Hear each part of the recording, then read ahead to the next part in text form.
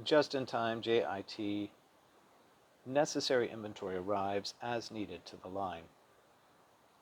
Just-in-time JIT manufacturing is the sourcing of inventory as it is needed in the production line for the purpose of reducing the overhead costs of manufacturing. Because inventory is money, sitting, waiting to become productive, JIT tries to make that inventory valuable by delivering it when it is needed or, quote, just in time, end quote. There are risks to JIT manufacturing, as a missing component of a manufacturing process can lead to massive losses due to lost productivity of a shut-down production line. Just-in-time is manufacturing with necessary inventory arriving as it is needed on the production line.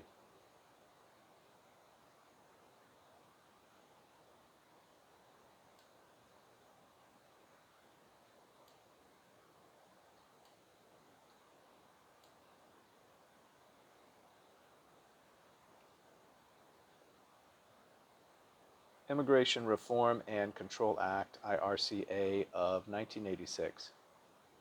Employers must check documents and assert to their validity.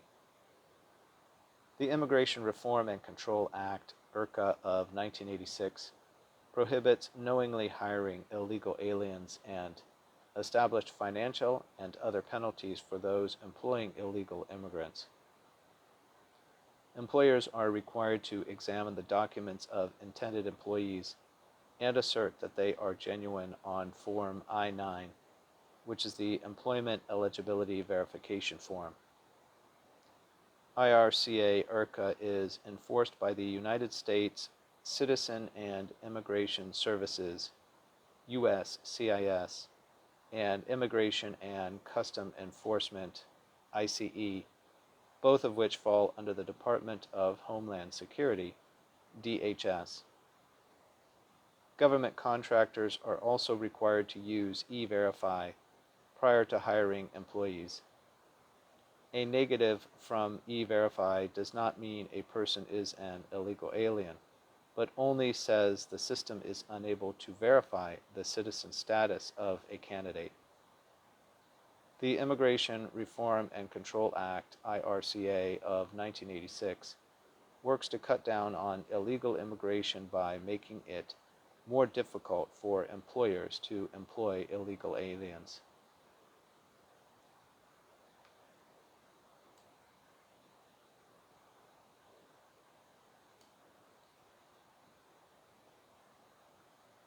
Bundy v. Jackson, D.C., 1981. Hostile work environment is discrimination under Title VII. Bundy v. Jackson, 1981, is a case in which the Court of Appeals, District of Columbia, called a hostile work environment a, quote, cruel trilemma, end quote. That is, the victim of a hostile work environment has three choices. 1. Endure the harassment. 2. Fight against it and maybe make the situation worse. Or 3. Leave. The appeal finding was that a hostile work environment is a violation of Title VII of the Civil Rights Act of 1964, even though the tangible benefits of the job are not threatened.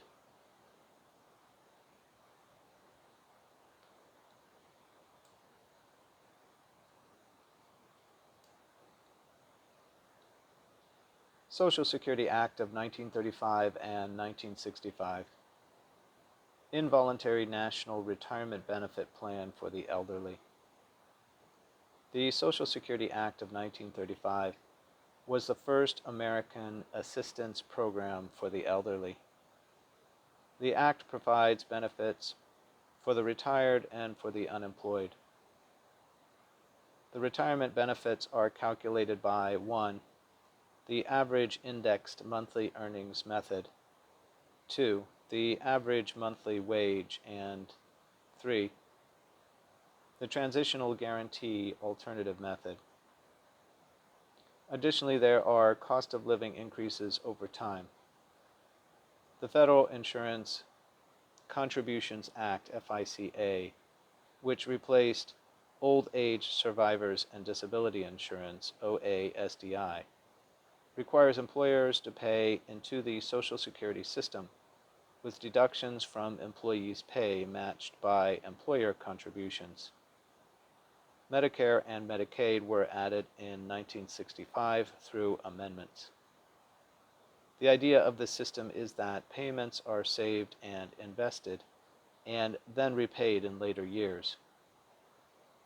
In reality, Social Security funds have been used for other purposes, leaving the fund to take in contributions from younger workers and pay them out to older workers, with little or no surplus. In fact, because there are more retirees now in America than younger workers, the system faces the classic challenge of greater expenses than revenues.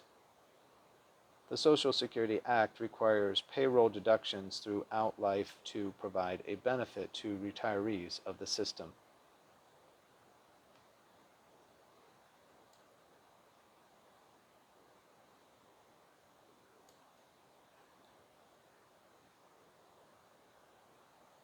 Burlington Northern and Santa Fe, BNSF, Railway Company v. White, 2006.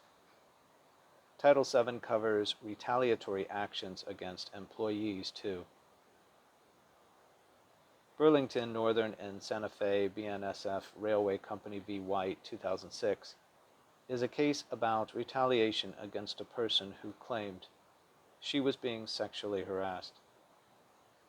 More specifically, this case established that retaliatory claims are covered under the Title VII of the Equal Rights Act of 1964. Sheila White was hired as a track laborer, primarily operating a forklift, and was the only female working in the maintenance of way department. White complained to BNSF that her boss, Bill Joyner, had repeatedly told her that women should not be working in the maintenance of way department. According to White, Joyner had also made insulting and inappropriate remarks to her in front of her male colleagues. After an internal investigation, BNSF suspended Joyner for 10 days and ordered him to attend a sexual harassment training session. White was then demoted from forklift operator to only working on track, and was accused of insubordination by a superior, which later turned out to be untrue. White complained to the EEOC and that she was being retaliated against. In the end, the retaliatory actions against White are covered under Title VII of the Equal Rights Act of 1964.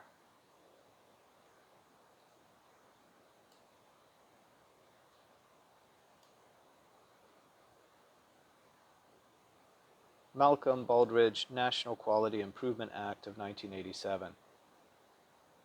National Award to companies demonstrating organizational quality.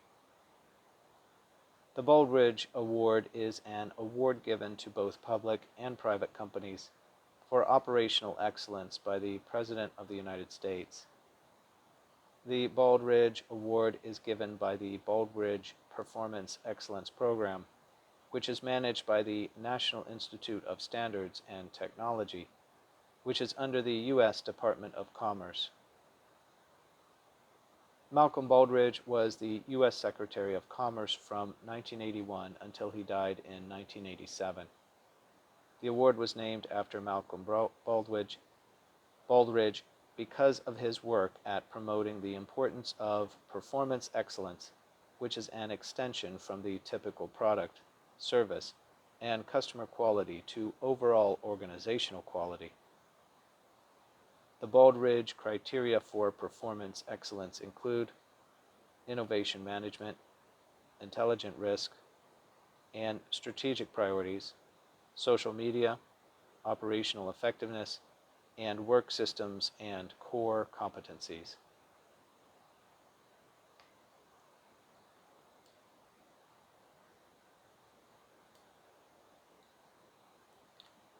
Consumer Credit Protection Act, CCPA of 1968, restricts the amount of garnishments and protects job. From a human resources perspective, Title III of the Consumer Credit Protection Act, CCPA, of 1968 limits the amount of wages which can be garnished in a week and protects an employee whose wages have been garnished from being fired. However, if an employee has had 2 or more separate wage garnishments, an employer can let go of the employee. The limit of the law for wage garnishments is the lesser of 25% of disposable earnings, or the amount which disposable earnings are above 30 times the federal minimum hourly wage, which is $7.25 per hour, or $217.50 per week. Example: weekly disposable earnings pay $825. 25% is $206.25, and the amount above $217.50 is $607.50. Since $206.25 is the lesser of the two amounts, the maximum garnishment is $206.25. Disposable earnings are the amount after required deductions, parentheses, taxes, Social Security, employment, etc. In the case of court orders for child support or alimony, Title III allows up to 50% of the employee's disposable earnings if the employee is supporting a current spouse or child, and up to 60% if the employee is not doing so. 5% more may be garnished for child support payments over 12 weeks in arrears. The Consumer Credit Protection Act, CCPA, of 1968 limits the amount of allowable garnished wages and provides job protection.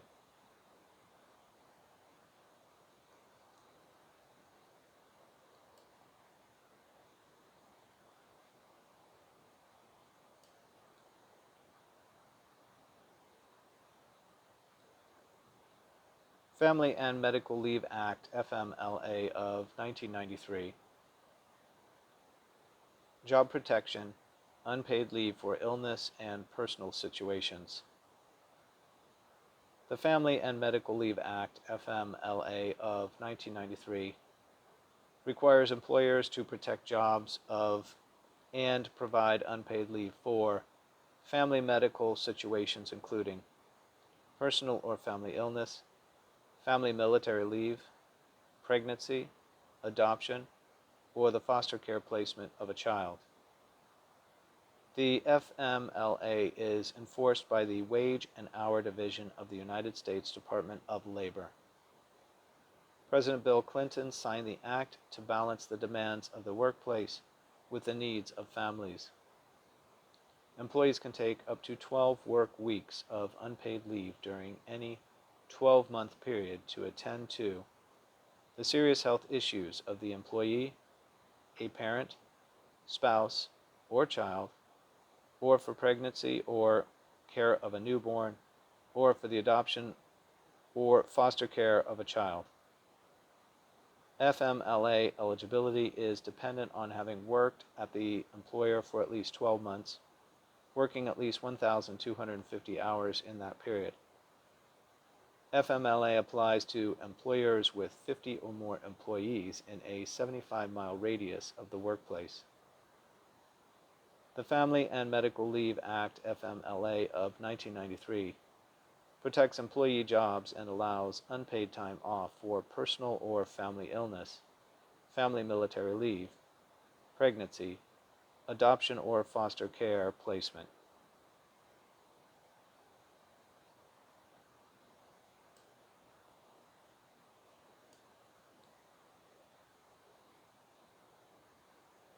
Work teams. Semi-autonomously formed teams to tackle a specific issue. Work teams are teams of employees that are drawn together semi-autonomously to solve a particular problem or deal with a particular issue. In an effective organization, these teams will be formed by the team members themselves. Team members will see problems, issues, new aspects of existing work, and seek out other team members who have the necessary attitudes and skills to possibly provide solutions. Work teams are different from the more traditional work group. A work group is usually overseen by a manager and is consistent with a department. Work groups only meet occasionally, when a work team may meet as often as necessary to deal with whatever issues need to be dealt with. Work groups may be seen more often in a stable business environment where work teams come together and disband to deal with an ever-changing business environment. Work teams are teams of employees drawn together semi-autonomously to solve a particular problem or deal with a particular issue. Related words: work groups.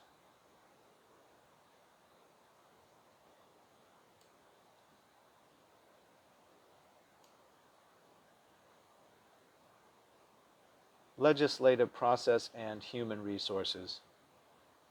Process of making a law from idea to law. The field of human resources is constantly affected by laws and regulations, and a constant flow of new laws and regulations. The legislative process are the steps from idea to law. The steps are idea, sponsor, introduction, and HR number, parentheses, House Representatives, and parentheses, or a S number, parentheses, Senate, and parentheses, is assigned and the bill is turned over to a committee, parentheses, sometimes a subcommittee or several committees, and parentheses. Possible hearings: a markup or corrected copy, committee report, floor debate and vote, voice vote or other House debate, conference on bill, action by President, overriding veto. The state systems follow this pattern. The legislative process applies to human resources because HR is so compliance-driven. The legislative process are the steps from idea to law.